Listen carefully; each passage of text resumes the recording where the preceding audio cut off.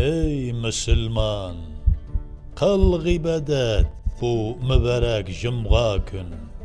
Zikr ile көңілің safla bu mübarek cuma gün. Bugün aytgan salavatni Rasulimiz işitir, ihlas ile kıl ibadet bu mübarek cuma gün. Tağlar gibi günahın bulsa gafu iter bir Xuda. İhlas ile tövbe etsen bu mübarek cuma gün. Yaktı dünyada yürgenler hiçbirisi ölmey kalmaz. Bu cumganın ecirlerin algan bende mehrum bulmaz. Bugün cumga günleri deyip ota-ananı iske al. Kıyamet günü bulganda hesapsız ecirler sinal.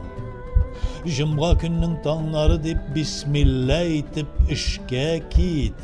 Bir Xudaydan savaplarını ilahımız nasip et. Cumga gün təharət alıp Bismillah etip jirge bas. Senin şuşu izgi işin, gamelin hiç yoğalmaz. Cumga günleri mübarek bulsun.